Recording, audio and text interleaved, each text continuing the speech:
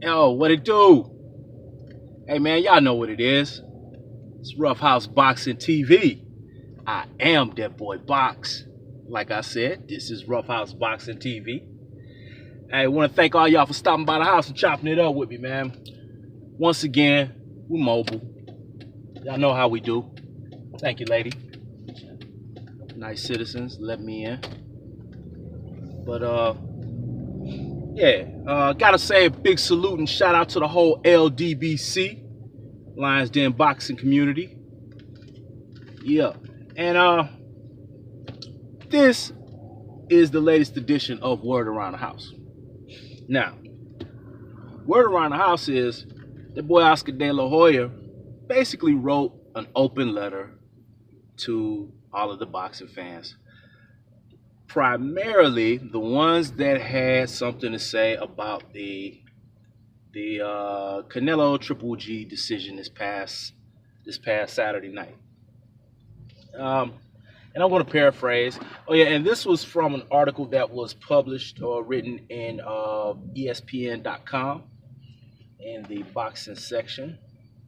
And Oscar had a few choice things to say, and I'm going to try to paraphrase as best I can. But like I said, go to ESPN.com, go to the boxing section, and it is one of the articles that was published today.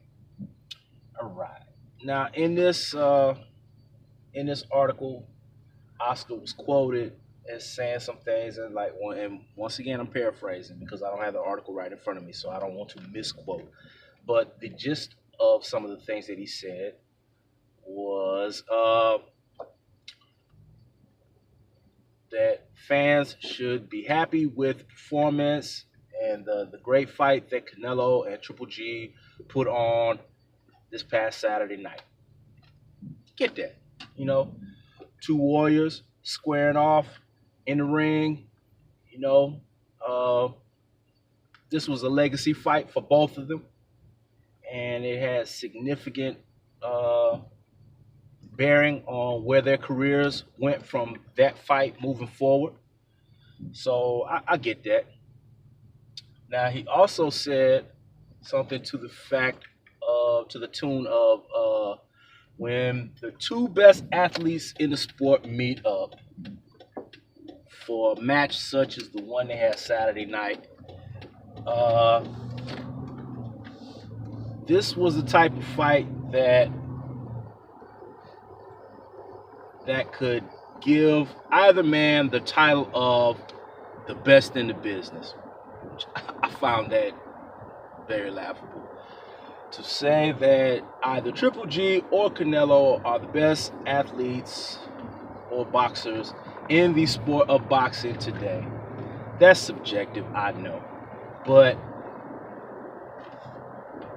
that's a bold claim to be made, that those two are the best that boxing has to offer right now. And I go into reasons why I differ with that opinion, but those arguments have been made up and down, back and forth, all throughout different LDBC channels and other boxing channels, that are out there right now. But Canelo and Triple G are not the best athletes in boxing, and neither of them came out as the best in the business, from that fight. So, that's what that is. Oscar went on to say that some of the claims that were made about Golden Boy paying judges to fix the fight were ridiculous and absurd. I also learned something new, that it said that this was the first time that the Nevada State Athletic Commission allowed the two different teams, Golden Boy Promotion and Team Triple G, to basically have a say-so in the refs. Not the refs, in the judges. Normally with the the Nevada Athletic State Commission, you get who you get. It's kind of lottery style. You know, the balls roll around and whatever comes out, you know, those are the judges you get. But according to this article, it seems like they actually had somewhat of a say-so in the judges. So that was something. Oscar also took some shots at Triple G's manager, Tom. I'm not sure if it's pronounced Lafleur or Lafleur, but Lafleur, you know, he wasn't really happy with the scorecard from the judges, and Oscar said that, well, maybe Tom is just trying to make Triple G feel better. You know, kind of rub him on his head, stroke his belly, and let him know it'll be all right, man. Yeah. It was a close. Well, you know what? Let me rephrase that. It was a competitive fight. But by my eyes and what I saw, Canelo established the pace in that fight. He had the harder, more effective punching in that fight, and he had the better ring generalship. Now, granted, he gassed a little bit late in the fight, like part of the 10th round through the 11th round, but the 12th round he came on strong again. It's like he got his battery recharged all of a sudden. But like from rounds 1 to the beginning of round 10, it was Canelo pressing the issue. Canelo going to Triple G's body, you know, constantly with good counter shots. And the only thing that Triple G had was his jab work, which he did some good effective jabbing, but that's all that he had. You know, for the most part, he mixed in a couple of looping right hands, he mixed in a few uppercuts, but his game plan was exactly the same as the first fight. And I'll be honest with you, when I did my prediction and breakdown video prior to the fight, I said he was going to come with the same game plan. He's 36 years old, and, you know, the zebra was not going to change its stripes. The leopard was not going to change its spots. Triple G was who he was. The only thing I recommended was that he initiate more of a body attack, because Triple G is a headhunter, and you know that's a double-edged sword. Yeah, you can catch cats on the chin, you know, in the head area, and you can take them out. But at the same time, guys with tough chins and high motors, they're gonna take that and keep going. So his lack of body attack was one of his downfalls in that fight. But back to Oscar. I will say this to Oscar. If by chance, somehow, some way, you happen to come across this video, Oscar, sometimes silence is golden. You refer to the people who had problems with the decision as keyboard warriors. They're out there. Yeah, I know that. You know that. Everybody watching this video knows that. You know, and as long as there's keyboards out there, they're going to be keyboard warriors. Everybody's not going to agree with every outcome of every fight. We all have our viewpoints. We see boxing differently. We see the world differently, you know, from different vantages and viewpoints, you know, different mindsets.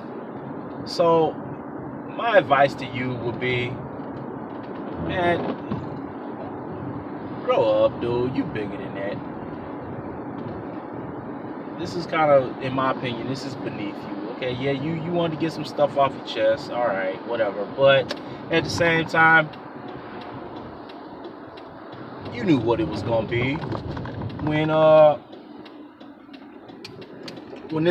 this bout was signed.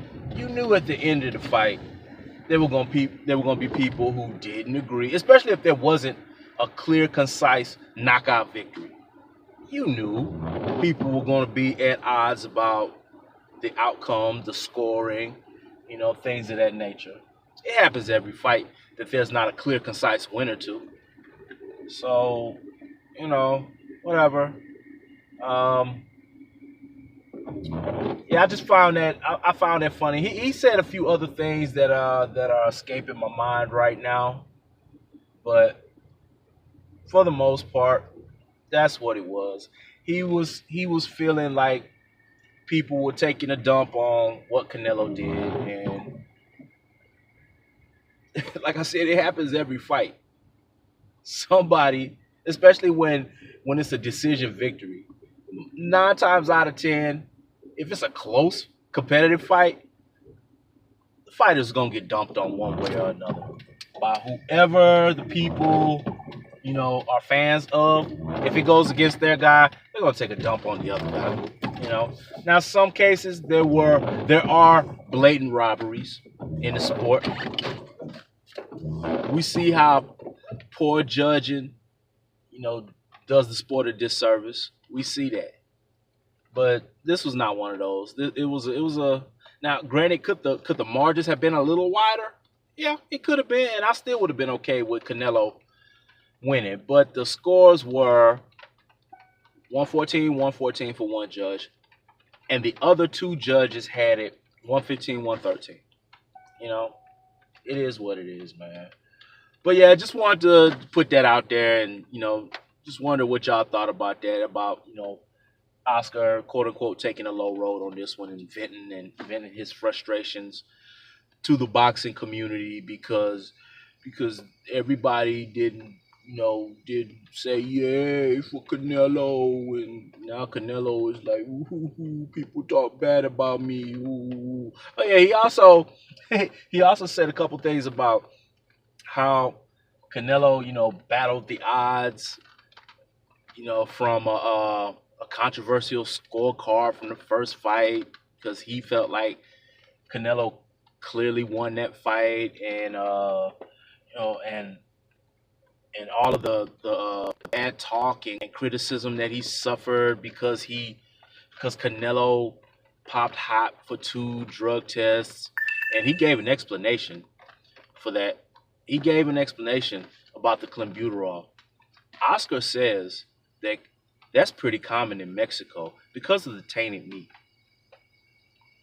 but it's on the banned substance list, and your fighter popped hot twice for clenbuterol, that good clenblend. Accident or not, it's against the rules.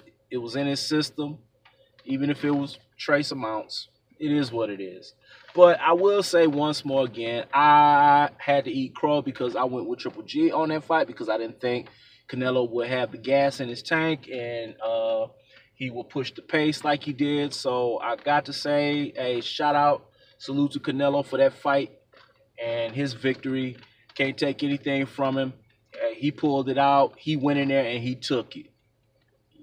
That's all it is, man. That's exactly what it is. He went in there and he took that victory from Triple G. So Triple G, if you're listening, you need to change your game plan up, bro, if you want to keep going forward. Hint, hint. Get a body attack. It might help. I'm just saying. But yeah, y'all smash that like button. Subscribe if you haven't. Share this to your social media pages. And trying to think. Is there anything? Oh yeah. Shout out once again to the whole LDBC, Lions Den Boxing community. And be on the lookout for one more video from me tonight. It's gonna be a breakdown prediction video for the AJ Povetkin fight that's coming up this weekend. And also, hey, be on the lookout for PK Boxing and MMA. Gotta send a special shout out to that brother right there, my Arkansas Razorback connection. He and I plan on getting together here in the near future and teaming up for some live stream action. Bringing y'all some good content. But yeah, that's what it is, man. Let me see now. Do I have anything else? Nah. So y'all can go ahead and get on out the house. Yeah.